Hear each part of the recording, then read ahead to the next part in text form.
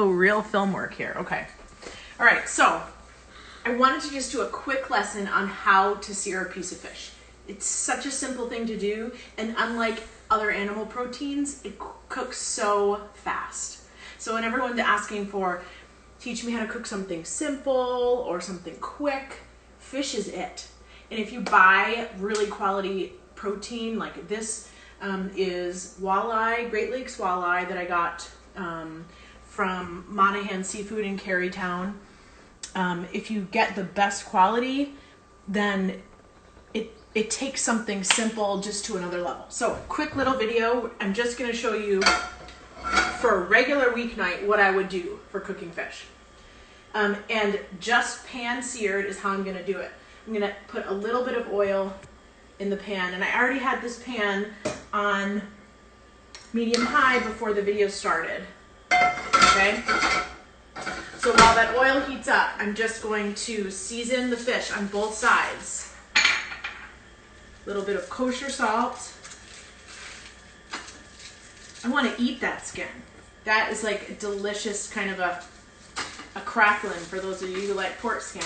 So I'm going to season it because I know I want to eat it. And then I'm going to do a little pepper too. Both sides. Now take a look at my pan over here. I can see that oil's getting hot and getting ready, and the reason why I know it is because I see it kind of shimmering. And I actually want to take it to the point where it's almost smoking. And I don't know if you can see it through here, but the pan is just smoking now, and that's how I know I want to go in there. The light's on. So I've seasoned both sides. I'm gonna dust the flesh side with flour, and I'm just gonna brush it off. Really, I don't want clumps of flour. This isn't deep fried fish. Battered fish can be another little quick tip video, but for this one, I'm just doing this to help it not stick and to really make a crunchy crust. You don't have to do it if you're eating gluten-free, that's okay. So now presentation side down, this oil is hot and it's smoking. And I'm going to put it in and put it away from me, so if the oil splashes, it splashes away from me. Now, contrary to popular opinion, you might think, oh my gosh, it's smoking, it's gonna burn, it's too hot. No, it's okay. And yeah, you've spent $20 on this fish, so you want to be careful with it. But here's one thing, here's one tip. I'm not going to touch this fish right away. I'm not going to go there and start to mess with it and think that if I'm moving it around that I'm actively cooking. A lot of cooking is waiting. That's okay. So I'm looking here, I'm looking for the smoking of the fish. If you can just zoom in here, I'm looking to see if there's a little bit of, you can actually see the heat kind of crawl up on the fish, and that's what I'm looking for. But one special trick about how to make really fantastic fish is to butter baste it. And so what we're going to do right now, I'm just going to make sure it's not sticking with the back. See, if you start the pan really hot and you get the oil just really hot, then you can see already that it's not sticking. I can see just by shaking the pan. Now I don't want to flip it until it's golden brown or dark golden brown because color is flavor. So, but as soon as I flip it over, I'm going to add these ingredients. I'm going to add a few cloves of garlic. I'm going to add some fresh sprigs of thyme. I'm going to add more butter than you think makes sense. And as I do that, I'm going to wait for that butter to melt, start to brown, and then I'm going to baste the top of the fish with it. Now come on here and see this right here. You can see this dark golden brown starting to form right here. That's one of the hints. It tells me it's starting to get there. It's okay. I'm going to take a little peek at it. I want it to go maybe another 30 seconds. So how long have we been recording this? 2 minutes and 2.5 minutes? That's it. It's halfway done. I already sauteed some veggies here, a little patty pan squash and a chanterelle that I splurged on that I got at Argus Farm Stop.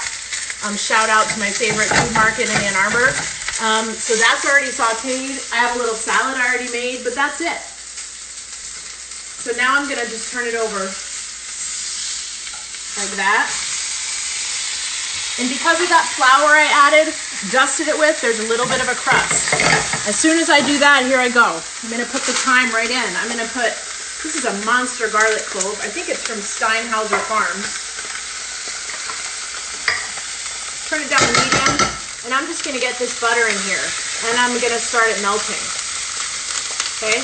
You see what happened? As soon as I flipped that over, the skin started to kind of tense up. That muscle started to tense up.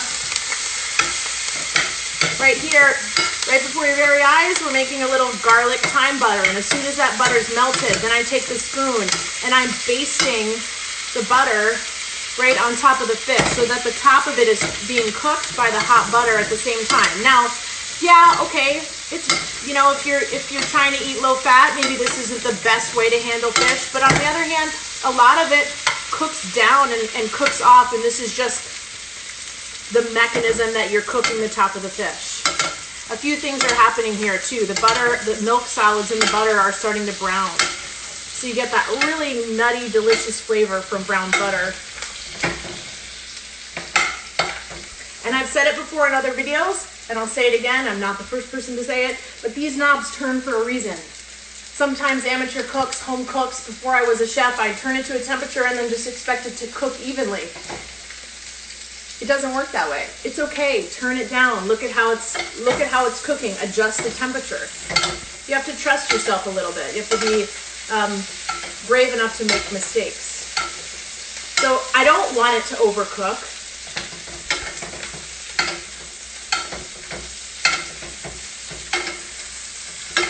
So what's happening, so I'm just being careful about it, sort of touching it with my spoon. I can touch it with my finger. I can tell it's pretty much almost done because I know there's carryover heat that'll keep on cooking it. But I'm making this beautiful thyme butter, thyme and garlic butter. And pretty much that's it. I can tell you. That's it. Now what I'm going to do is go back to my plate over here.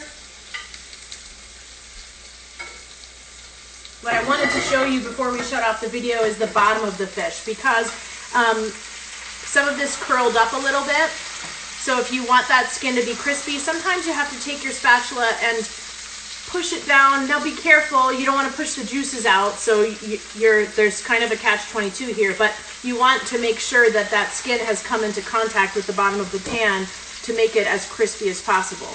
Now if your goal was crispy skinned fish, then you would start with the skim side down. But I wanted to get that presentation side, that beautiful flesh side of the fish first. Let's see what the bottom of this looks like here. Golden brown, pretty nice. It might not be the most crispy ever, but I can see that sort of bubbling already. That means it's kind of releasing from the flesh, and therefore it's getting crispy on the underside. All right, so I'm gonna swing around here. Now I had a little salad before, a little couscous and tomato and corn salad, so I'm gonna put some of that on the plate. This is a salad you can make in advance and have it in a few different iterations throughout the week. And I'm just going to take this little piece of walleye, put it right up there on the couscous salad. Now I might save this butter actually, if I want to cook a fish tomorrow. I mean, why waste it? It's beautiful. And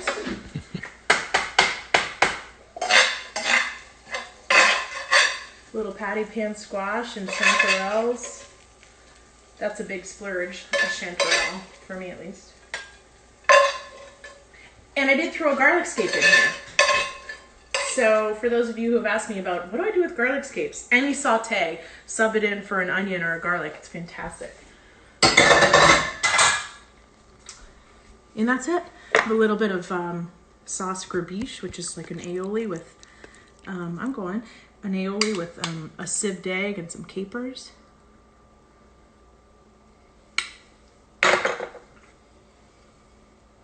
And that's it. Boom.